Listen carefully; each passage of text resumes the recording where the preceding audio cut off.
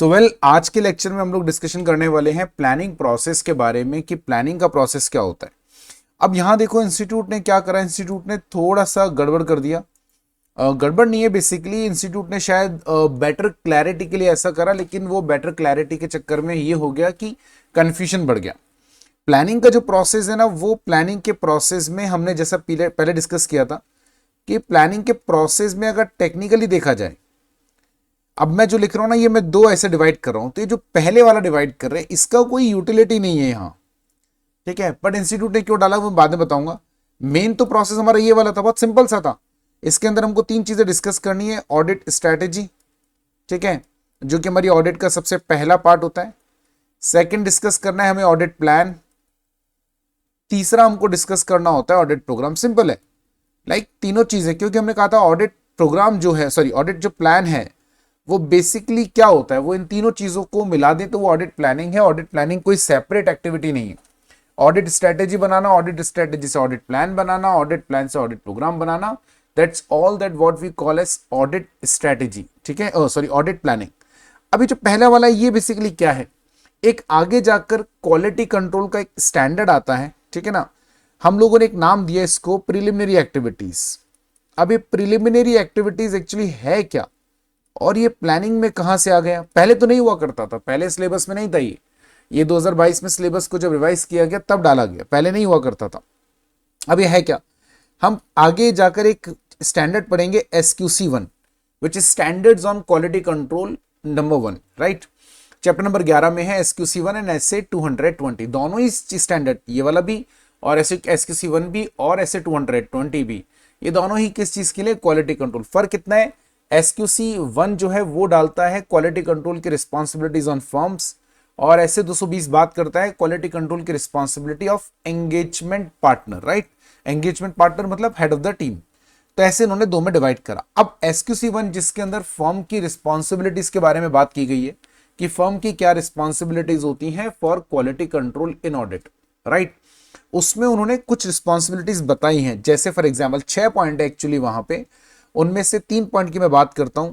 Performing procedure regarding acceptance and continuance of client relationship and audit engagement, right. इसको भी थोड़ा सा मैं हटाता हूं। एक बात करते हैं वो कि जब कभी भी हम क्लाइंट को एक्सेप्ट कर रहे हो, यानी कोई ऑडिट एंगेजमेंट हम एक्सेप्ट कर रहे हैं, फर्स्ट टाइम हमारे पास में कोई ऑडिट एंगेजमेंट आ रहा है, या कोई क्लाइंट का नया हम ऑडिट एंगेजमेंट एक्सेप्ट कर रहे हैं, जो हमने लाइक क्लाइंट पुराना है बट उसका नया काम, या किसी क्लाइंट को हम लोग रिन्यूअल चल रहा है, लाइक पिछले साल हम ऑडिटर थे, इस साल भी हम ऑडिट ले रहे हैं, तो उस समय कुछ बातें हैं जो हमें क्लाइंट के बारे में इंश्योर कर लेनी चाहिए। जब तक वो क्लियर ना हो जाए, उनमें क्लैरिटी ना आ जाए, हम लोग उसको लेकर सेटिस्फाई ना हो जाए, तब तक हमें ऑडिट एक्सेप्ट नहीं करनी चाहिए। ये एक बात। नीचे इसके बारे में कंटेंट है। दूसरा देखते हैं पहले, compliance with ethical requirement including independence. SQC1 ये कहता है कि आप जब भी कोई ऑडिट एंगेजमेंट परफॉर्म करें तो उस समय आपको अपनी जो एथिकल रिक्वायरमेंट्स, वो भी चैप्टर 11 में दे रखी है। चैप्टर 11 को अगर हम देखते हैं तो बिगनिंग में एथिकल रिक्वायरमेंट्स के बारे में उन्होंने बताया है कि एक ऑडिटर को ऑडिट करते समय क्या क्या एथिकल रिक्वायरमेंट्स पूरी करनी होती है, वो उन्होंने उसके अंदर एक स्पेसिफिकली मेंशन करा है। तो उनको लेकर भी आपको इंश्योर करना है कि ऑडिट करने के दौरान ऑडिटर, उसकी पूरी टीम जो है वो एकदम रेडी रहे for any kind of the threats which could arise against independence, ठीक है। Third, understanding the fact terms of engagement. ऐसे 210 अगर एक हम बात करें तो वो है, वो भी चैप्टर 11 में आता है। ऑडिटर को ऑडिट लेने से पहले टर्म्स ऑफ एंगेजमेंट क्लियर कर लेनी चाहिए। अब ये तीन चीजों को अगर हम देखें तो डायरेक्टली इसका प्लानिंग से कोई लेना देना नहीं है। ये प्रिलिमिनरी एक्टिविटीज के नाम से क्यों दिया, ये प्रिलिमिनरी एक्टिविटी के नाम से इसलिए दिया क्योंकि they are preliminary activities, right, that is activities और फैक्टर्स टू बी अंडरटेकन और to be considered before planning. Actually मैं ये कहता हूं कि बिफोर प्लानिंग तो छोड़िए, बिफोर एक्सेप्टेंस ऑफ ऑडिट और at the time of acceptance of audit आपको इन फैक्टर्स को ध्यान में रखना है। बहुत सिंपल सी बात है, कोई इसमें तामझाम नहीं। ऑडिट को एक्सेप्ट करने से पहले या ऑडिट को करने से पहले आपको इन फैक्टर्स को ध्यान में रखना है, ये फैक्टर्स को क्लियर करना है, उसके बाद ही आपको किसी एंटिटी का ऑडिट एक्सेप्ट करना है। इसका प्लानिंग के साथ में कोई लेना देना नहीं। अच्छा, अब प्रॉब्लम क्या है, ये तीनों पॉइंट्स इंपॉर्टेंट है क्या? बिल्कुल इंपॉर्टेंट है, this entire point is important.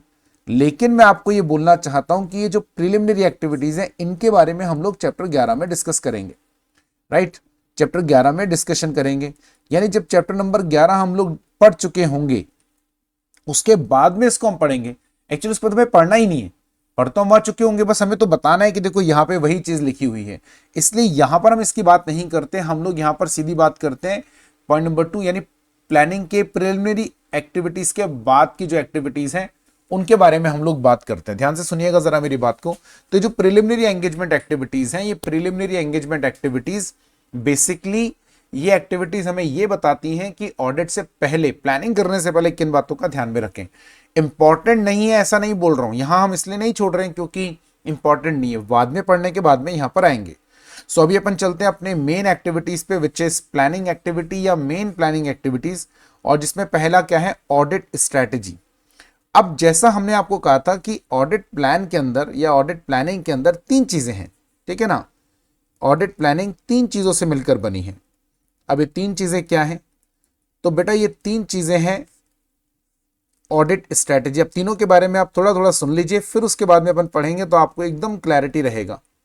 एक है ऑडिट स्ट्रैटेजी, एक है ऑडिट प्लान, ठीक है, और एक है ऑडिट प्रोग्राम। ऐसा बोलकर हमारे पास में 3 चीजें हैं, audit strategy, audit plan and audit program. ये दोनों आपको क्या बताते हैं? ये दोनों आपको बताते हैं व्हाट टू डू, ठीक है, point number 1, when to do, and the most important, how much to do. Okay, बहुत शॉर्ट में बोलें तो नेचर, आप स्कोप भी बोल सकते हैं, टाइमिंग और डायरेक्शन और स्कोप, ठीक है, राइट। डायरेक्शन के साथ अगर मैं इसमें बोलूं एक्सटेंड तो और भी ठीक रहेगा। एक्सटेंड मतलब हाउ मच, कितना करना है, राइट? तो कितना करना है एंड अकॉर्डिंगली डायरेक्शन, एक ही बात होती है। आप इसे ऐसे बोल दीजिए, स्कोप, टाइमिंग एंड डायरेक्शन। आप इसे बोल सकते हैं nature, timing and extent, one and the same thing, there is no difference, there is no difference. मैं इसको ऐसे लिखता हूं, ठीक है, नेचर, एक्सटेंट एंड डायरेक्शन, हाँ ठीक है। अब देखो आप क्या बोल रहे हैं हम लोग, nature, timing and extent, scope, timing and direction, एक ही बात है। सवाल ये कि जब एक ही बात है तो 2 अलग अलग क्यों बनाए? लेकिन उससे पहले प्रोग्राम में क्या आता है? प्रोग्राम में सबसे इंपॉर्टेंट चीज आती है how to do, how much नहीं, हाउ टू डू। यही तो मेन काम है, करना कैसे है ये बताता है, क्या करना है, कब करना है, कितना करना है, उसका डायरेक्शन। लेकिन कैसे करना है वो आता है ऑडिट प्रोग्राम में। तो ये तो कंफर्म है कि ऑडिट प्रोग्राम ही सबसे इंपॉर्टेंट टास्क हमारा होने वाला है, सबसे इंपॉर्टेंट टास्क, ठीक है, सबसे इंपॉर्टेंट टास्क हमारा होने वाला है ऑडिट प्रोग्राम। ये हमको बताएगा कि कैसे करना है, और आपके जो आर्टिकल्स है ना, आपके जो टीम के मेंबर्स हैं उनके लिए यही काम में आने वाला है। उनको ये सबसे मतलब ही नहीं होता, वो आर्टिकल्स हैं या वो स्टाफ है, उनको इतना कुछ थोड़ी ना आता है, उनको बहुत सिंपल भाषा में समझ में आता है। उनको बता दो क्या काम करना है, बोले ये काम करना है। बट ये बताने से पहले या ये बताने से ज्यादा ये इंपॉर्टेंट है कैसे। अगर आपने किसी आर्टिकल को बोला डेप्रिसिएशन चेक करना है, उसको कोई लेना देना नहीं कि हम डेप्रिसिएशन क्यों चेक कर रहे हैं, उसे कोई लेना देना नहीं कि डेप्रिसिएशन किस एक्सटेंट तक चेक करना है। उसके लिए ज्यादा इंपॉर्टेंट है डेप्रिसिएशन कैसे चेक करना है, मतलब इसमें मैं क्या चेक करूं। तो उसको पूरा समझाना पड़ता है कि डेप्रिसिएशन चेक करने के लिए पहले एसेट्स के क्लोजिंग बैलेंसेस को वेरीफाई करो, क्लोजिंग बैलेंसेस को वेरीफाई करने के लिए ओपनिंग देखो एंड ये, फिर डेप्रिसिएशन का रेट देखो, यहां से देखना इतना एंड ऑल सारा मेथड। तो ये कहलाता है ऑडिट प्रोग्राम। तो सबसे इंपॉर्टेंट जो टास्क हमारा होने वाला है वो होने वाला है ऑडिट क्या प्रोग्राम, सबसे इंपॉर्टेंट टास्क, ठीक है। एक चीज तो ये। अब आता है ये जो इंपॉर्टेंट टास्क है, ठीक है, इससे पहले हमारे पास में 2 चीजें हैं, audit strategy and audit plan. मुद्दा ये है कि जब दोनों में सेम बात के बारे में कहा जा रहा है तो फिर दोनों के बारे में हम अलग अलग क्यों पढ़ रहे। ये ऑडिट स्ट्रेटेजी जो है ना बेटा, ये बेस्ड होता है, ध्यान से सुनिएगा जरा, यही डिफरेंस का पॉइंट है। It is based on resources required, resources required. Audit plan, it is like based on resource available, ठीक है, रिसोर्स अवेलेबल। यानी जब आप स्ट्रेटेजी बनाते हो तो आपको यह पता होता है कि क्या करना है, कब करना है, कितना करना है, और इसके लिए हमें रिसोर्सेस कितने चाहिए होंगे। हमारे पास क्या रिसोर्स है उसको भूल जाइए, उस पर हम फोकस नहीं करते।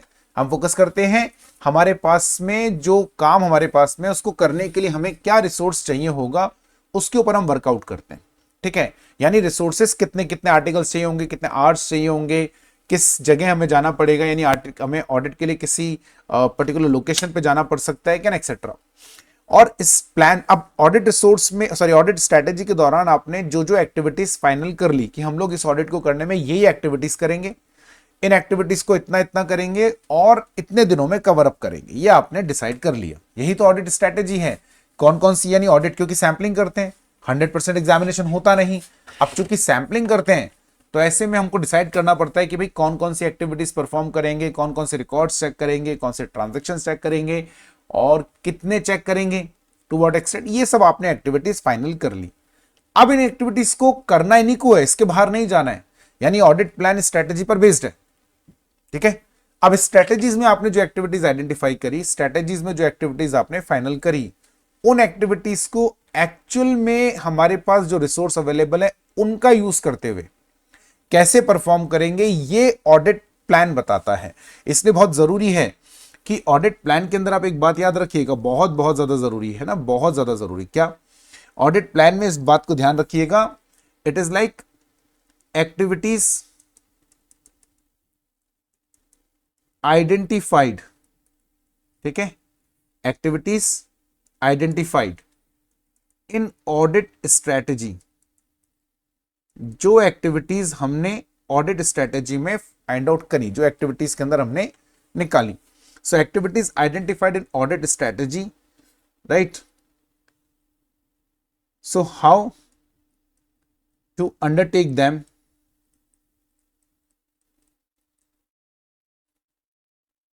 Using resource available. अब ये लाइन इसलिए इंपॉर्टेंट है क्योंकि प्लान के अंदर आप कुछ भी नई एक्टिविटी नहीं फाइंड आउट करेंगे। आप जो एक्टिविटीज आपने स्ट्रेटेजी बनाते समय फाइंड आउट करी ना, उन्हीं एक्टिविटीज के बेसिस पर ही आपको अपना ऑडिट प्लान बनाना है, उसके बियॉन्ड नहीं जाना। ये बात आपको अच्छे से ध्यान में रखनी है, ये बहुत इंपॉर्टेंट है। अब मेरी बात को ध्यान से सुनिएगा। सवाल आता है कि जब हमें फाइनली जो रिसोर्स अवेलेबल है उनके बेसिस पर ही ऑडिट करनी है, उसके बाहर तो जाना नहीं है।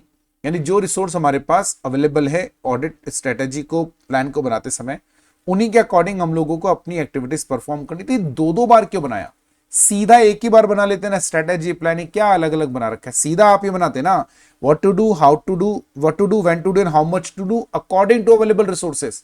आपने रिक्वायर्ड रिसोर्स पे बनाया क्यों?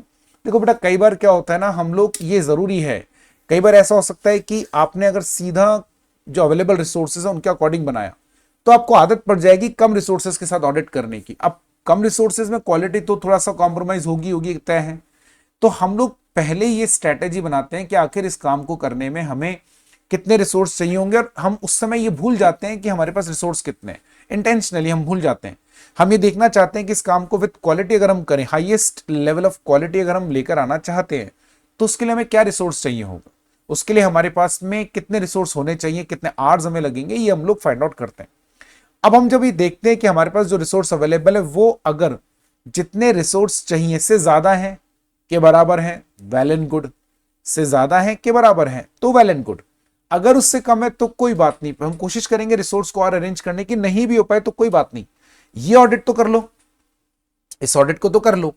अगली ऑडिट या अगली बार जब सेम नेचर की ऑडिट आएगी या सेम एंटिटी आएगी, उससे पहले पहले अपने रिसोर्सेस को क्या कर लीजिएगा, बढ़ा लीजिएगा। ये इंपॉर्टेंट होता है। तो ये इसलिए जरूरी है जिससे कि हम लोग इंश्योर कर सके कि भाई हमने अपनी ऑडिट को with best quality standards perform करा है या नहीं करा। ये इंश्योर करने के लिए ये बहुत ज़रूरी है कि हम लोग अपना ऑडिट स्ट्रेटेजी बनाएं, ऑडिट प्लान बनाएं और दोनों को अलग अलग बनाएं। हाँ, ऐसा होगा कि जब आप बहुत एक्सपीरियंस्ड हो जाएंगे ना, बहुत ज़्यादा लाइक धीरे धीरे ऐसा होगा, जैसे हम लोग हैं, हम लोग ऑडिट स्ट्रेटेजी नहीं बनाते, अभी हम लोग सीधा ऑडिट प्लान बनाते हैं, क्योंकि हमारी प्लान बनाने में ही हमारी स्ट्रेटेजी दिमाग में घूम रही होती है। यानी हमारा काम करने का जो तरीका है उसमें अगर आप देखेंगे तो हमारी स्ट्रेटेजी हमारे प्लान के साथ बन रही है, लेकिन हमारा बन रहा है स्ट्रेटेजी है ना, अभी वो एक्सपीरियंस के साथ में होता है, वो ऐसे नहीं होता। अभी शुरू में आपको ये करना चाहिए। हम लोग जब कभी कोई ऑडिट आती है तो हम लोगों को दिमाग में रहता है कि यार इसको करने के लिए कितने रिसोर्स चाहिए, दो, हम अपना प्लान बना रहे हैं अवेलेबल रिसोर्स के हिसाब से, लेकिन हम लोगों के दिमाग में रहता है कि यार इसमें रिसोर्स और एक्स्ट्रा होना चाहिए था, तो will take care of this next time. Like हमारे पास स्टाफ कम है तो अगली बार और आर्टिकल्स को हम लोग पहले से ही अपने यहाँ ला के रखें, एंड सो ऑन। तो ऑडिट स्ट्रेटेजी मोटा मोटी आपको क्या बताएगी, विच रिसोर्स टू यूज, राइट। ये तो सब किस पे चलता है, जो हमारे को रिसोर्स रिक्वायर्ड है, right. How much resources required, ठीक है, which resource required, how much resources required, when to deploy the resource, when to deploy resource, किस समय रिसोर्स को यूज करें, लाइक ऑडिट के बिगनिंग में, ऑडिट के एंड में, एंड सो ऑन। कैसे मैनेज करें, मैनेज द रिसोर्स, हम अपने रिसोर्सेस को कैसे मैनेज करें। ऐसे कई सारे फैक्टर्स हैं जो हम लोग स्ट्रेटेजी में बात करते हैं। Let's see what content they have written. सबसे पहला हमारा है एस्टैब्लिशिंग ओवरऑल ऑडिट स्ट्रेटेजी, ठीक है। सबसे पहला काम, द ऑडिटर शैल एस्टैब्लिश, क्या करना है देखो, ऑडिटर शैल एस्टैब्लिश ओवरऑल ऑडिट स्ट्रेटेजी। क्या बताएगा overall audit strategy, scope, timing and direction. Look, that set scope, timing and direction of audit. How much नहीं बताएगा, टाइमिंग नहीं बताएगा, स्कोप बताएगा, हाउ टू डू नहीं बताएगा, ठीक है। So scope, timing and direction, it guides development of audit plan. Now most important, what I said, audit plan is completely based on audit strategy. Audit plan is based on audit strategy. See, audit plan that guides development of audit plan means audit plan depends upon audit strategy, ठीक है, simple. सो audit strategy क्या बताता है, scope, timing and direction of audit. इसके basis पर आपका audit plan बनेगा। मोटा मोटी तौर पर अगर हम बात करें तो ऑडिट स्ट्रैटेजी हमें क्या क्या बताता है, resource to deploy for specific audit area, like कौन सा काम कब करना है या कौन सा काम किस टीम मेंबर से कराना है। हमारे रिसोर्स हमारा टीम मेंबर्स ही है ना। Amount of resource to allocate, when these resource are to be deployed, किस रिसोर्स को कब लगाना है। फॉर एग्जाम्पल सीनियर आर्टिकल्स हैं, we used to deploy senior articles either in the beginning of the audit और end of the audit. Like simple हमारा फंडा है, हम या तो ऑडिट के बिगिनिंग में लगा देते हैं या तो ऑडिट के एंड में लगाते हैं। ऐसा हम लोग करते ही नहीं है कि ऑडिट के मतलब उसमें, क्योंकि देखो सीनियर आर्टिकल्स बहुत कम होते हैं। अब सीनियर आर्टिकल्स को अगर through out the audit engage रखेंगे तो एक दो ऑडिट में लगा सकते हैं, फिर बाकियों में। So what we generally used to do, senior articles को भेजते हैं, ऑडिट को स्टार्ट करवा देते हैं, फिर वो जूनियर आर्टिकल्स को हैंड ओवर कर देते हैं, फिर फाइनली जब ऑडिट को लास्ट में वाइंड अप करना होता है, फाइनलाइज करना होता है, तब वापस से सीनियर आर्टिकल को भेजते हैं, राइट। और उसके बाद फिर फाइनली हम जाते हैं। दो इस पूरे के दौरान हम लोग उस पर नजर रखते हैं। How such resource are manage, directed and supervised. अब देखो रिसोर्स कितना भी अच्छा हो, सीनियर आर्टिकल हो, जूनियर आर्टिकल हो, resource is like your articles. We need to keep a watch on them, we need to manage them, supervise them। अब ठीक है ना, वो बच्चे होते हैं तो हम लोगों की ये जिम्मेदारी है कि we need to look them consistently, continuously, so that they work according to the standards in auditing, they work according to the audit protocol and procedure, right, such as how engagement partner and manager review are expected to take place and whether to complete engagement quality control। ये सब करने के लिए आगे हम पढ़ेंगे quality control बारे में, लाइक क्वालिटी कंट्रोल रिव्यू करना है, मैनेजर के काम को रिव्यू करना है, एंगेजमेंट पार्टनर के काम को रिव्यू करना है। ये सब करने के लिए जरूरी होता है कि हम लोग ओवरऑल ऑडिट स्ट्रेटेजी बनाएं। So this is like very simple, this is called as audit strategy. मेरा पर्सनली ये मानना था कि ये टॉपिक यहां खत्म हो जाना चाहिए था, बात सिंपल सी थी, right. Audit strategy sets the scope, timing and direction of audit, point number 1।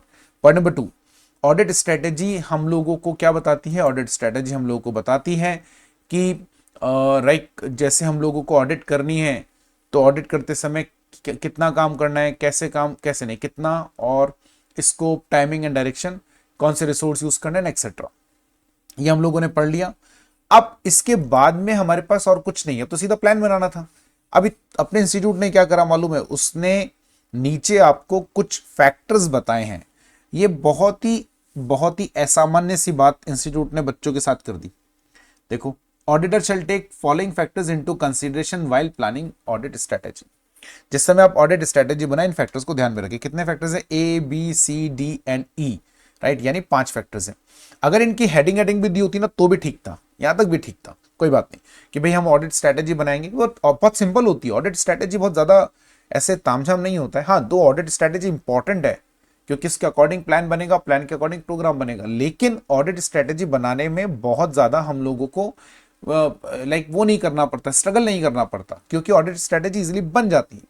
In factors को ध्यान में रखना था हम लोगों को। ये बात भी ठीक है, समझ में आया कि भैया कोई भी ऑडिटर ऑडिट स्ट्रेटेजी बनाएगा, इनको ध्यान में रखिए। क्या? Identify the characteristics of engagement that define the scope.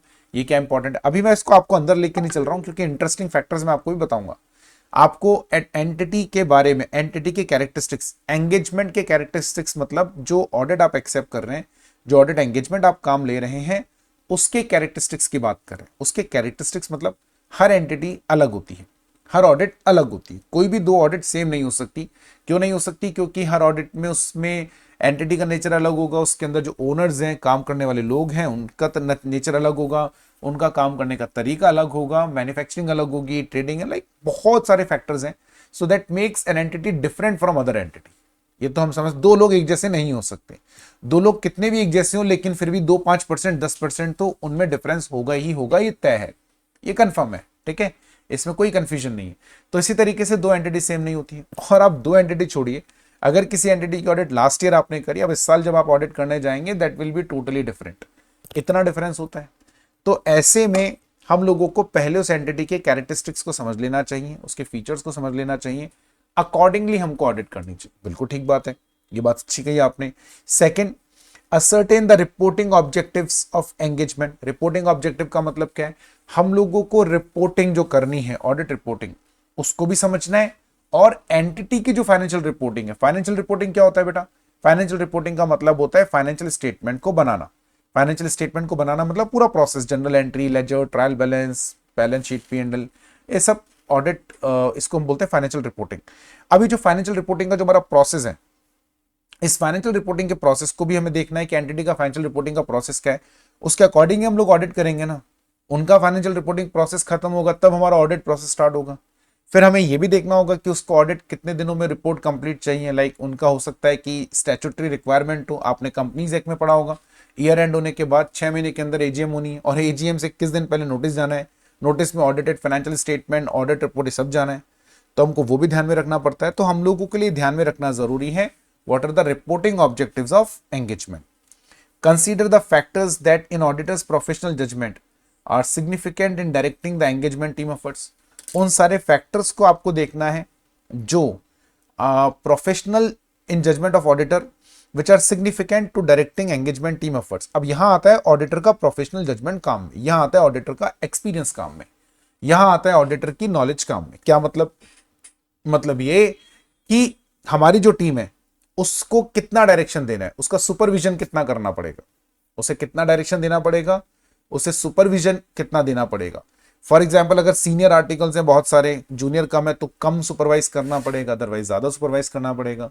पिछले साल भी इसी टीम ने ऑडिट की थी, तो they are already aware about this entity, तो हमें कम करना पड़ेगा, उनका सुपरविजन डायरेक्शन कम देना पड़ेगा। बहुत सारे फैक्टर्स होते हैं। अब ऑडिटर को यहां लगाना होता है अपना जजमेंट और ये डिसाइड करना होता है कि मुझे अपनी टीम के एफर्ट्स को कितना डायरेक्शन देने की जरूरत है, कम, ज्यादा, बहुत ज्यादा या बिल्कुल भी नहीं, राइट? ये भी आपको ध्यान में रखना है।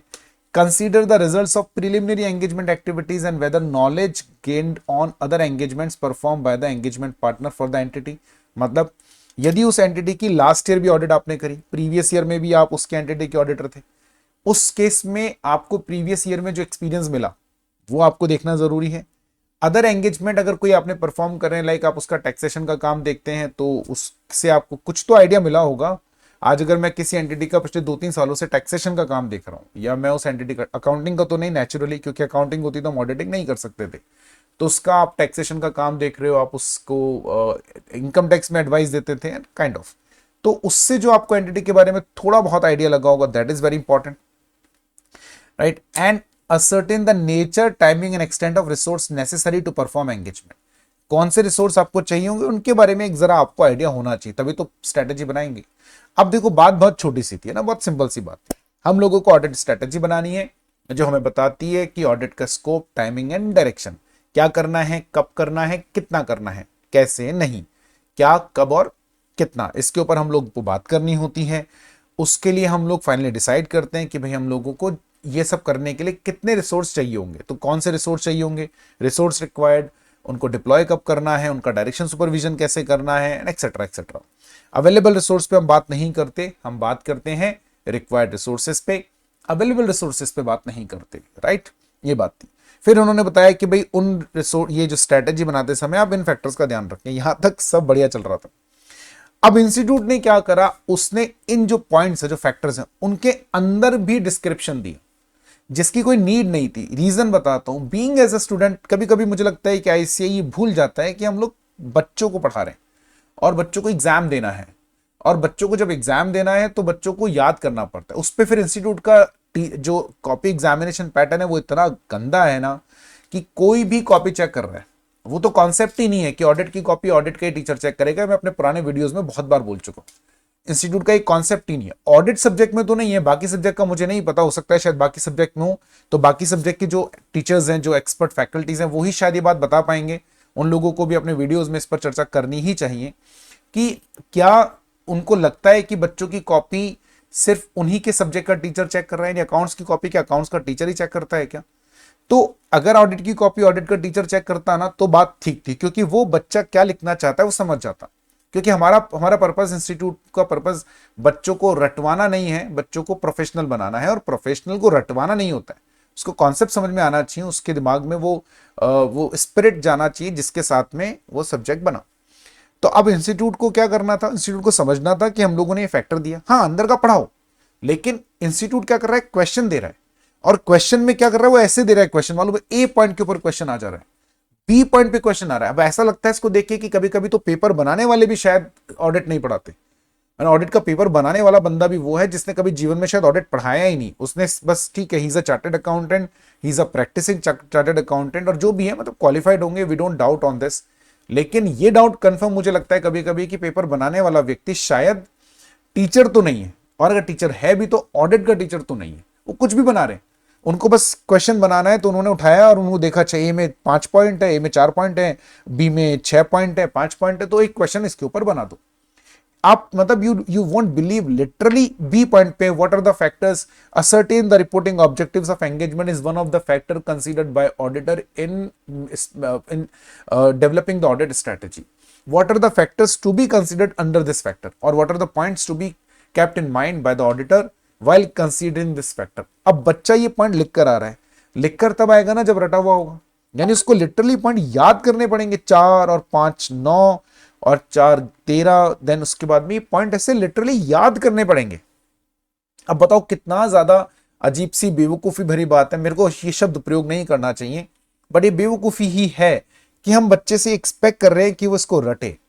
यहां तक सब सही था, ये आपने ऊपर पढ़ाया, बहुत अच्छा बताया, बहुत बढ़िया चीज बताई, बहुत गजब चीज बताई। इस स्ट्रेटेजी के बारे में इतना पता होना ही चाहिए। ये भी आपने बहुत अच्छा करा कि फैक्टर्स बताएं, क्योंकि ये बहुत जरूरी है। आखिर हम स्ट्रेटेजी बनाना सीख रहे हैं तो हमें पता ही होना चाहिए कि हम कौन से फैक्टर्स को ध्यान में रखें। आपने उन फैक्टर्स के अंदर पॉइंट्स बताए, वो भी ठीक है, बट उस पर क्वेश्चन दे रहे हो आप, और आप उसके ऊपर individual question, that is not justified at all. मैं बिल्कुल भी इसके फेवर में नहीं हूं। इसका मतलब ये लग रहा है कि पेपर बनाने वाले व्यक्ति को ये पता ही नहीं है कि पेपर बनाते समय किस तरह के क्वेश्चन देने चाहिए, जिससे कि बच्चे की एक्चुअल में स्किल जज हो कि उसने ऑडिट पढ़ के सीखा क्या। अभी पेपर बन रहा है जिसमें हम ये सीख रहे हैं ऑडिट पढ़ के बच्चे ने रटा क्या, ये पेपर का पैटर्न है। खैर, so auditor shall take into factors into consideration while establishing audit strategy. अब जैसा हमने एक 5 फैक्टर बताए थे, उनके बारे में हम एक एक करके फिर से डिटेल में बात करते हैं, क्योंकि अंदर हमें जाना पड़ेगा, ठीक है। आ जाइए, चलो क्या है देखो, identify the characteristics of engagement that define the scope. क्या कैरेक्टरिस्टिक्स है? एप्लीकेबल एफआरएफ देखना पड़ेगा हम लोग को, देखेंगे करके एप्लीकेबल एफआरएफ एंटिटी पे, क्योंकि पहला पॉइंट हमारा क्या था? Characteristics of engagement. अब एंटिटी के एंगेजमेंट की कैरेक्टरिस्टिक्स को अगर समझना है, ठीक है, तो हमें क्या देखना पड़ेगा? उस एप्लीकेबल एफआरएफ, हमें क्या देखना पड़ेगा? नेचर ऑफ बिजनेस, राइट, और segments to be audited, entity का बिजनेस क्या है, स्पेसिफिक रिपोर्टिंग रिक्वायरमेंट्स। ये इससे मतलब क्या है? इससे मतलब ये कि हर एंटिटी किसी ना किसी इंडस्ट्री को बिलोंग करती है। अगर उस इंडस्ट्री का कोई रेगुलेटर है, जैसे इंश्योरेंस के अंदर या इंश्योरेंस इंडस्ट्री का रेगुलेटर कौन है? IRDAI। बैंक्स का रेगुलेटर कौन है? RBI। तो अब उस केस में हम लोगों को देखना पड़ता है उनकी स्पेसिफिक रिपोर्टिंग रिक्वायरमेंट क्या। Just for an example, banks में अगर आप जाएंगे तो बैंक्स के फाइनेंशियल स्टेटमेंट को लेकर RBI बहुत सारे डायरेक्शंस इशू करता है। तो उस बैंक को अपने फाइनेंशियल स्टेटमेंट बनाते समय शेड्यूल 3 ऑफ कंपनीज एक्ट या schedule 3 of banking regulation act के प्रोविजंस को तो ध्यान में रखना ही है। उसके अलावा उससे आरबीआई के जो डायरेक्शंस वगैरह हैं उनको भी टाइम से देखना रहता है, ठीक है। और expected use of audit evidences, हम लोग पिछली ऑडिट्स में जो ऑडिट एविडेंसेस मिले उनका कितना यूज कर सकते हैं, इसको ध्यान में रखना है। So these are the factors that we will keep in mind so that we can ensure कि हम लोगों के ऑडिट ऑब्जेक्टिव्स अचीव हों। आगे देखते हैं, ascertaining the reporting objectives of engagement. Entities time table of reporting very important, क्योंकि उसके अकॉर्डिंग हम लोग अपनी ऑडिट प्लान करेंगे। एंटिटी का क्या मतलब, वो कितने दिनों में अपने फाइनेंशियल स्टेटमेंट्स को प्रिपेयर कर लेते हैं, that we need to look into. Organization of meeting to discuss nature, timing and extent of audit work with management. Management के साथ हमें मीटिंग्स कितनी करनी पड़ेंगी जिससे कि हम ये डिसाइड कर सकें कि हमें अपनी ऑडिट का नेचर, टाइमिंग एंड एक्सटेंट क्या रखना है। Discussion with management regarding the expected type and timing of reports to be issued. Discussion with management regarding expected time and reporting. वैसे तो देखो ऑडिट रिपोर्ट हमें कौन सी इशू करनी है, कितने दिनों में इशू करनी है, सब सेट पैटर्न होता है, ये सब चीजें पहले से प्री सेट होती हैं। Discussion with management regarding expected communications on the basis on the status of audit work throughout the engagement, very important. Audit के दौरान हमें मैनेजमेंट से कितना डिस्कशन करना पड़ेगा so that we can find out कि हम लोगों की ऑडिट कहाँ, कैसे, कितनी पहुंची है ना, ऑडिट का लाइक लेवल कितना हो चुका है, 10%, 20% क्या रहेगा। ये डिस्कशन करने के लिए क्या हमें मैनेजमेंट के साथ में बीच में मीटिंग्स रखनी पड़ेंगी। Expected nature and timing of communication among engagement team members, क्या हमें अपनी टीम के लोगों के साथ डिस्कशन करना है? हाँ, ये तो करना है, इसमें कर मतलब क्या क्या करना ही है, कितना करना पड़ेगा, कितनी बार हम लोगों को अपनी टीम के साथ में बैठ के डिस्कशन करना चाहिए रिगार्डिंग लाइक जो ऑडिट है वो उसकी प्रोग्रेस के बारे में। ये फैक्टर्स हमें ध्यान में रखने चाहिए while we are planning audit strategy. अब इसके बाद में हमारे पास में आता है तीसरा factor which is consider the factors that in auditor's professional judgement significant in directing the engagement team efforts. हमें अपनी टीम को कंटिन्यूसली डायरेक्शन देना है, ये बिल्कुल पता है। कितना डायरेक्शन देना है, कितनी बार देना है, कैसे देना है, ये डिसाइड करने के लिए भी कई फैक्टर्स हमको ध्यान में रखने पड़ेंगे। जैसे for example volume of transaction, right. ये इसलिए जरूरी है बेटा क्योंकि जितने ज्यादा ट्रांजेक्शन होंगे उतना ज्यादा हम लोगों को अपनी टीम पे नजर रखनी पड़ती है, क्योंकि सैंपल बड़ा होता है। इस significant industry development such as change in industry regulations and new reporting, I can't tell you, let me give you an example of this. 2014 है ना, 1/4/2014 इनफैक्ट, ये था जब कंपनीज एक्ट 2013 एनफोर्स हुआ। यू वॉन्ट बिलीव 2014-15, ये मेरा अपना personal experience और अच्छा ही एक्सपीरियंस हो गया हम लोगों को, आपको एग्जांपल देने में आसानी रहती है। 2015-16 इन 2 सालों की कंपनीज की ऑडिट हमारे लिए अपने जीवन की सबसे हेक्टिक शेड्यूल ऑडिट में थी। यानी अगर जितनी भी कंपनी की ऑडिट थी ना, शायद ही ऐसी कोई ऑडिट होगी जो हमने अपने आर्टिकलों से उसमें कोई 10% भी काम कराया होगा, 10-15%, क्योंकि नया कंपनीज एक्ट आ गया था। और नया कंपनीज एक्ट इतना कॉम्प्लिकेटेड था, मतलब वैसे सिंपल था बट चूंकि नया था ना तो क्लैरिटी नहीं थी। कंपनीज एक्ट मतलब हमारे इंडिया में आपको पता है ना, एक्ट बन के जब आते हैं तो उसमें किसी लेवल की क्लैरिटी होती है। अब इसमें तो अपन क्या ही बोले, तो उसमें क्लैरिटी के नाम पे इतना डब्बा गोल था ना कि कंपनीज को खुद को भी समझ में नहीं आ रहा था कि इसमें करना क्या है। तब ऐसे में सोचो अगर कोई एक्ट नया आया, उसका नॉन कंप्लायंस कंपनी ने कर दिया और हमने पकड़ा नहीं तो और गजब बात हो जाएगी कि ऑडिटर भी नहीं पकड़ पाया।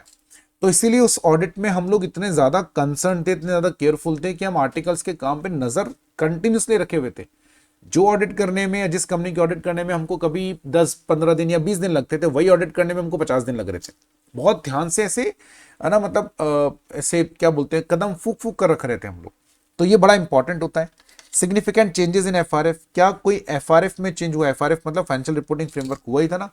अकाउंटिंग स्टैंडर्ड्स में कोई चेंज हुआ है क्या? जैसे कंपनीज एक्ट का शेड्यूल 3 आया था, पहले शेड्यूल 6 चला करता था कंपनीज एक्ट 1956 का। सो वो हमें देखना पड़ा। उस केस में ऑडिट में आपको अपने आर्टिकल्स के काम पे ज्यादा ध्यान देना है।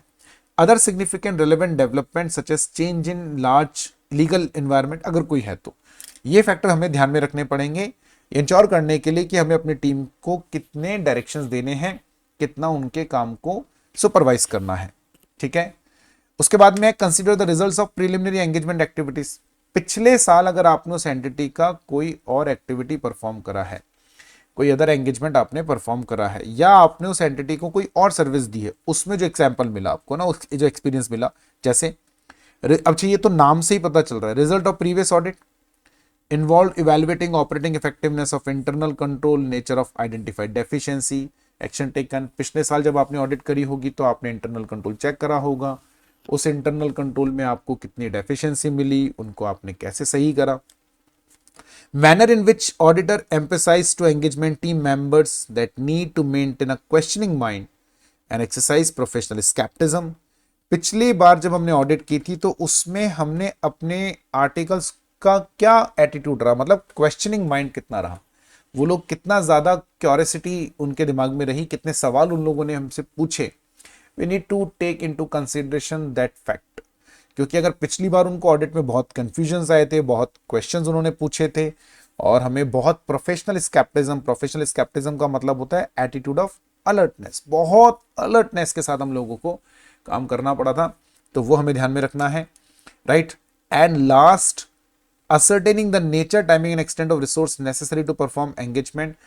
We need to select engagement team and assignment of work to team members, which is one of the significant factor. Experienced team member may be assigned higher risk area. Engagement budgeting and devotion of more time to areas of higher risk of misstatement। एक simple सी बात है कि resource को कैसे हम allocate करें ना, पीछे पढ़ा भी था हमने रिसोर्स को अलोकेट करना, which is one of the difficult task in audit. So we need to look into the fact कि भाई कैसे एलोकेट करें। अब उसमें एक स्ट्रेटजी हो सकती है कि जो हाई रिस्क एरिया है, जिनमें रिस्क ऑफ मिस स्टेटमेंट ज्यादा होता है, या हो सकता है उन एरिया को सीनियर आर्टिकल्स को दें, जिन एरिया में रिस्क कम है उनको जूनियर आर्टिकल को दें, एंड इस तरीके से। सो ये फैक्टर आपको ध्यान में रखने हैं। मैं यहां आपको ये बताना चाहता हूं कि ये मोस्ट मोस्ट मोस्ट इंपॉर्टेंट है बेटा, मोस्ट इंपॉर्टेंट। ठीक है। इंडिविजुअल, ये जो मैं लिख रहा हूं ये लिखना बेटा, लिखोगे ना तो याद रहेगा। इंडिविजुअल पॉइंट पर 4 to 5 मार्क्स का क्वेश्चन आता है, और सबसे मुश्किल बात यह है कि ऐसा नहीं है कि मैं आपको ये बता दूं कि सर इन 5 में से किस पॉइंट पर क्वेश्चन आएगा वो बता दो, नहीं बता सकता। अलग अलग आ रहा है, कभी ए पे, कभी बी पे, कभी सी पे, कोई ऐसा स्टैंडर्ड फ्रीक्वेंसी। हाँ, ई पे नहीं बन सकता क्योंकि ई पॉइंट छोटा है, पर ऐसा कुछ भी नहीं है कि अगर इंस्टीट्यूट का मन कर गया तो बना भी देगा। अब बताया ना मैंने आपको कितनी सारी हमारे पेपर को बनाने को लेकर कितनी सारी डिफिकल्टीज हैं पेपर को बनाने को लेकर, शायद इसलिए इंस्टीट्यूट सीए जो ऑडिट के टीचर्स उनसे नहीं बनवाता। हाँ, एक रीजन मैंने सुना था जो मुझे लगता है कि शायद जेन्युइन है भी और नहीं भी, वही कहते हैं ऑडिट के टीचर से अगर पेपर बनवाएंगे तो ऑडिट के टीचर शायद अपने ही स्टूडेंट्स को पेपर जो है उनसे डिस्कस कर सकते हैं। देखो हम लोग है ना जिस प्रोफेशन में हैं उसमें हमारी एक इंटीग्रिटी है ना। हम लोग नीट का पेपर नहीं बना रहे, अगर हम नीट का पेपर बना रहे होते ना तो शायद ऐसा हो सकता था कि हम अपने स्टूडेंट्स को पेपर बेच देते और हम उसको सेल कर देते, हम लोग शायद उस पेपर को अपने स्टूडेंट को डिस्कस करते। हम चार्टेड अकाउंटेंट्स हैं, हमारी इंटीग्रिटी ही सब कुछ होती है। हमारे इंस्टीट्यूट ने हमें बचपन से, मतलब जब से हम सीए फाउंडेशन में होते हैं तब से सिखाया होता है कि इंटीग्रिटी एंड इंडिपेंडेंस ही आपका सबसे बड़ा ऑर्नामेंट है। तो सीए के जो टीचर्स होते हैं ना वो अपनी इंटीग्रिटी मेंटेन करते हैं। ठीक है। उनके हाथ में जब पेपर आता है ना बनाने के लिए, तो उनके अलावा उनके क्लास के या उनके स्टाफ के लोगों को नहीं पता होता, इतनी इंटीग्रिटी मेंटेन करते हैं। तो इतना तो इंस्टीट्यूट को भरोसा रखना ही चाहिए। खैर, रेस्ट चॉइस इंस्टीट्यूट की है, तो ये हमको ध्यान में रखना है। ये हमारे कुछ फैक्टर्स हैं जो कि ऑडिट स्ट्रैटेजी में आते हैं। ठीक है, तो इनको आपको ध्यान में रखना है। इनमें कोई कंफ्यूजन हो तो मुझे बताएं फटाफट से। अब अपन बात करेंगे ऑडिट प्लान की, और ऑडिट प्लान बहुत सिंपल है, ठीक है। ऑडिट प्लान बहुत सिंपल है क्योंकि ऑडिट प्लान तो एज सच कुछ बताता ही नहीं है, वो तो पूरी तरीके से ऑडिट स्ट्रेटेजी पर बेस्ड होता है। लेकिन ऑडिट प्लान को समझने के लिए पहले आपको थोड़ी और मेहनत करनी पड़ेगी, ठीक है। पहले मैं ऑडिट प्लान के बारे में 2-3 बातें लिखता हूँ, राइट। इट डिसाइड्स और डिटरमाइन, और सिंपल बात से चालू करते हैं। It depends upon audit strategy, ये कंफर्म है, ऑडिट स्ट्रेटेजी पे डिपेंड करेगा पूरी तरीके से। बल्कि डिपेंड्स की जगह मैं लिखूं बेस्ड तो शायद ज्यादा अच्छा होगा। It based on upon audit strategy. ऐसा क्यों बोल रहे हैं? ऐसा इसलिए बोल रहे हैं क्योंकि मैं थोड़ा हिंदी में लिखूंगा इस बात को समझने के लिए, क्योंकि जो मैं लिख रहा हूं वो आपको याद नहीं करना, लिख के तो वो वाला आना है, ये समझने के लिए है। क्यों? जो एक्टिविटीज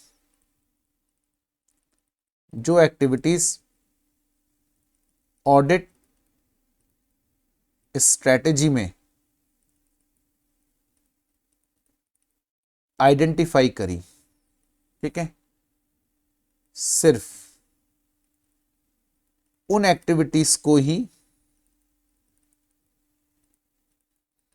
ऑडिट प्लान में कवर करना है, ठीक है। उसके बियॉन्ड नहीं जाना, ये रट लीजिए। ऑडिट स्ट्रेटेजी में आपने जिन एक्टिविटीज को आइडेंटिफाई करा, सिर्फ उन्हीं एक्टिविटीज को लो, नया कुछ नहीं। ऑडिट प्लान में नया कुछ भी नहीं होता, क्योंकि हमने ऑडिट स्ट्रेटेजी बनाते समय पहले ही ये सोचकर बनाया कि रिसोर्स कितने चाहिए होंगे। हमने इस पे फोकस ही नहीं करा कि कितने रिसोर्स अवेलेबल हैं। यानी हमने पहले ही अपना प्लान जो बनाया वो इतना स्ट्रांगली बनाया है, अपने प्लान को हमने ऑलरेडी इतना बढ़िया तरीके से डेवलप करा है कि हम लोग ऑडिट स्ट्रेटेजी बनाते समय ऑडिट जो है फैक्टर्स को ध्यान में रखते हैं, रिक्वायर्ड नहीं। हम ना ध्यान रखते हैं जितने रिसोर्सेज हम लोगों को एक्चुअल में रिक्वायर्ड होंगे, है ना, ये ध्यान में रखते ही नहीं कि क्या अवेलेबल है। तो उतने ही रिसोर्स या तो ऑडिट प्लान में बनाते समय क्या होगा, या तो उतने रिसोर्स अवेलेबल होंगे, ज्यादा होंगे, कम होंगे। ज्यादा है और उतना ही है तो कोई दिक्कत ही नहीं है। कम है तो उसको हमें छोटा करना है, यानी एक्टिविटीज का जो स्कोप है वो थोड़ा कम कर देंगे, लेकिन नई कोई एक्टिविटी नहीं जोड़ेंगे, हटाएंगे कुछ भी नहीं, ठीक है। सो इट इज लाइक, इसलिए लिखते हैं ऑडिट स्ट्रेटेजी के ऊपर ऑडिट प्लान बेस्ड होता है। अब ये बात तो आपको पहले भी पता थी, नई बात क्या है? अब मैं जरा थोड़ा सा यहां से हट रहा हूं और एक नई बात आपको बताते हैं। हम जब आगे के चैप्टर में जाएंगे ना, तो हम आपको पढ़ाने वाले हैं ऑडिट प्रोसेस। और ऑडिट में कुल मिला के 3 प्रोसेस होते हैं, ठीक है। ऑडिट में कुल मिलाकर कितने प्रोसेस होंगे बेटा? 3 प्रोसेस। पहला कौन सा होता है? पहला होता है रिस्क असेसमेंट प्रोसेस। अभी आपको इनके बारे में नहीं पता, मालूम करना भी नहीं, आगे बहुत डिस्कस करना डिटेल में। ऑडिट रिस्क असेसमेंट प्रोसेस, ये पहला स्टेप है। सेकंड होता है फर्दर ऑडिट प्रोसीजर, ठीक है। फर्दर ऑडिट प्रोसीजर, ये हमारा दूसरा प्रोसेस होता है, फर्दर ऑडिट प्रोसीजर। इस फर्दर ऑडिट प्रोसीजर में फिर क्या होते हैं? 2 होते हैं, ठीक है। कौन कौन से 2 होते हैं इसके अंदर? एक होता है बेटा कंप्लायंस प्रोसेस। अच्छा, ये नाम आपको आगे बहुत काम में आने वाले हैं ना, जैसे चैप्टर 3 में जाएंगे बहुत काम में आएंगे। कंप्लायंस प्रोसीजर, जिसको हम लोग टेस्ट ऑफ कंट्रोल भी कहते हैं।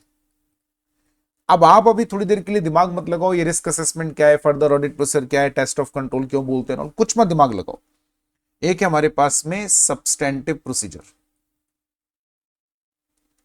ठीक है। क्या बोलते हैं इसको हम लोग? इसका दूसरा नाम होता है टेस्ट ऑफ डिटेल, ठीक है। तीसरा एक्चुअली कोई प्रोसेस नहीं है, है ना, मेन तो बस ये 2 ही। अब आप इसको ऐसे 2 बोल लो और आप चाहे 3 बोलो, 1 2 3, क्योंकि ये दोनों बहुत बड़े बड़े हैं। जो नीचे आप देख रहे हैं दोनों बहुत बड़े बड़े प्रोसेस हैं, छोटे मोटे नहीं है, ये बहुत बड़े बड़े हैं ना। तो 1 2 3 ऐसे बोल लो, 1 और 2, 2 में 2 हैं, ऐसे बोलो जैसे आपका मन करे। थर्ड वाला is like not a very big deal. Additional procedure required, additional procedure required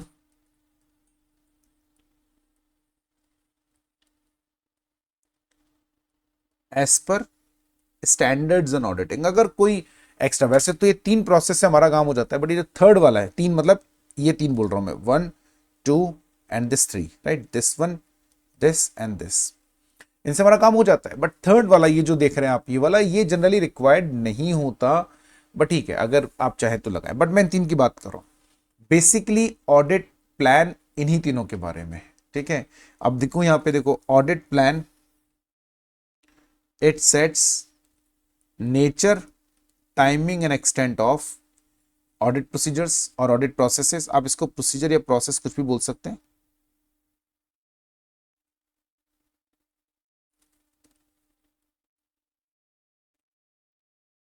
ठीक है। अब आप इसको कैसे लिखेंगे? Audit plan sets nature, timing, extent of risk assessment procedure, nature, time and extent of further audit procedure, nature, time and extent of additional audit procedure required as per standards and audit. That is what audit plan. Let's see, ये लिखा है क्या? देखो,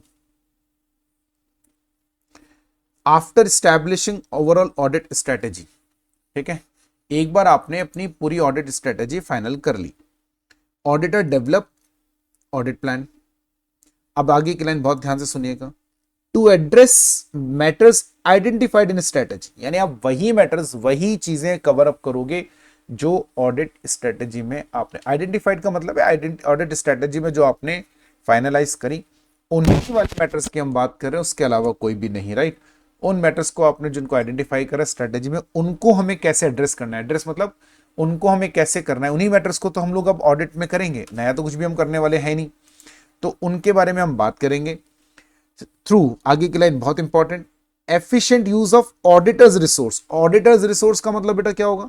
auditors resource का मतलब, ये line देखो आप, इसका क्या मतलब है? मींस रिसोर्स अवेलेबल, ठीक है।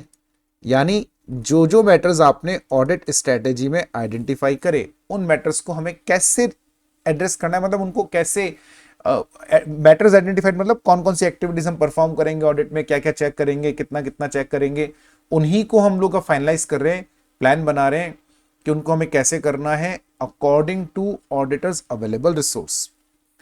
N audit plan includes description of nature, timing, extent of risk assessment procedure, nature, timing and extent of further audit procedure and other planned procedure as required by standards and auditing. And simple. Planning for these audit procedure take place over the course of audit as the audit plan of engagement develops. काम की line नहीं है। Developing for developing audit plan, understanding of client's business, very important, again not important. क्यों? Strategy बनाते समय हम लोगों ने बहुत सारे फैक्टर्स कंसीडर करे, जिनमें हमारा पहला फैक्टर ही क्या था? पहला फैक्टर था कैरेक्टरिस्टिक्स ऑफ एंगेजमेंट, यानी वहां पर हमने एंटिटी के बारे में ऑलरेडी बहुत सारी बातें जान ली, तो अब हमारे पास जानने के लिए कुछ रह ही कहां गए, हमने ऑलरेडी एंटिटी के बारे में बहुत कुछ जान लिया। So well, this is what audit strategy and audit plan. अब हम बात करेंगे डिफरेंस या relationship between strategy and plan. पहला तो डिफरेंस या रिलेशनशिप यही है, स्ट्रेटेजी के बेसिस पे प्लान बनता है। अच्छा, अगेन ये छोटा सा एक टॉपिक है जो कि इंपॉर्टेंट है बहुत ज्यादा, इसके ऊपर क्वेश्चन आता है, इंपॉर्टेंट, यहां पे marking. Audit strategy sets the broad overall approach to the audit, जबकि ऑडिट प्लान क्या बताता है? जो मैटर्स ऑडिट स्ट्रेटेजी में आइडेंटिफाई करें उनको हैंडल कैसे करना है। Audit strategy overall broad scope decide करेगा, ऑडिट प्लान बताएगा उन मैटर को कैसे हैंडल करें। Audit strategy determines nature, scope, timing and direction. Audit plan describes how strategy is going to implement. Audit plan is more detail than audit strategy. बताओ क्या difference है? ये तो हम लोग सारों ऊपर पढ़कर आए थे, कोई वैसे पूछेगा तो हम वैसे ही बता देंगे। Strategy sets the approach, overall approach, plan how to handle those matters. Strategy sets scope, timing and direction, plan sets the nature, timing and extent. वो डिटेल में होता है ऑडिट स्ट्रेटेजी, और sorry audit plan and audit strategy कम detail में, तो detail में होगा ही ना। प्लान में आप ये बता रहे हो कि जो मैटर आपने स्ट्रेटेजी में आइडेंटिफाई करे उनको हैंडल कैसे करना है, उनको हमें एड्रेस कैसे करना है, उनको एक्चुअली में कैसे लगाना है, तो डिटेल में ही होगा। Establishment of audit strategy and plan are not, अब देखो ये रिलेशनशिप नहीं, एक जनरल फेज है, ये लाइन बड़ी अजीब सी है। अब तक हमको ये पढ़ाते रहे आप, स्ट्रेटेजी एंड प्लान में स्ट्रेटेजी पहले बनेगी, प्लान बाद में बनेगा, राइट। पर आप याद करो मैंने क्या कहा था, जैसे जैसे आपका एक्सपीरियंस बढ़ता रहेगा वैसे वैसे ऐसा होगा कि आपको स्ट्रेटेजी और प्लान अलग अलग नहीं बनाने पड़ेंगे, ये दोनों ऐसे हो जाएंगे कि एक साथ बनेंगे। जैसे हमारे साथ होता है, हम स्ट्रेटेजी नहीं बनाते ऐसा थोड़ी ना है, प्लान बनाते हैं बट स्ट्रेटेजी हमारे दिमाग में चलती रहती है, वो एक साथ काम करता है। तो ये दोनों को अगर हम ध्यान से देखें तो strategy and plan are not discrete और सीक्वेंशियल प्रोसेस। टेक्निकली देखा जाए तो ऐसा जरूरी नहीं है कि आप पहले स्ट्रेटेजी बनाओ फिर प्लान बनाओ, they are like interrelated and दोनों एक साथ भी चलते हैं। तो इसीलिए अगर एक में चेंज होगा ना तो दूसरे में चेंज होगा ही होगा। सी चेंजेस इन वन में result in consequential changes in other, होगा ही। इन्होंने तो फिर भी में लगाया है, पर हम ये कहते हैं कि strategy and plan is like, बोलने में पढ़ने में ऐसा हम पढ़ते हैं, जैसे हम जब गाड़ी चलाना सीखते हैं ना तो हमको ऐसे सिखाते हैं, पहले एक बार कुछ एक दो दिन तक गियर बदलना सिखाएंगे, एक दो दिन स्टेयरिंग ऑपरेट करना सिखाएंगे एंड सो ऑन। पर जब हम एक्चुअल में गाड़ी चलाते हैं दोनों काम एक साथ होते हैं, स्टेयरिंग को भी संभालना है, गियर भी बदलना है। तो दोनों पढ़ते समय अलग अलग स्टेप हो सकते हैं, बट जब हम उसको एक्चुअल में एग्जीक्यूशन में लेते हैं ना, that somewhere is like a joint और अ कोऑर्डिनेशन, वो वाला ये है, ठीक है। Overall audit strategy and audit plan is the auditor's responsibility. Very simple and not at all important. The strategy and plan is the auditor's responsibility. It is auditor who responsible for strategy and developing audit plan. यहां तक तो बहुत छोटी सी बात थी, ये कोई काम का पॉइंट था नहीं, काम का पॉइंट था ये वाला, इसके आगे वाला most most most most important. कितने स्टार लगाऊंगा? 5 स्टार लगाऊंगा। भाई ऐसा क्या इंपॉर्टेंट है इस टॉपिक के अंदर, इस पॉइंट के अंदर, इसके बारे में अपन बात करेंगे अगले लेक्चर में, क्योंकि अपने आप में एक सेपरेट और इंपॉर्टेंट टॉपिक है, उस पर अपन बात करेंगे along with other topics of audit planning. तो आज के लिए बस इतना ही। Thank you very much.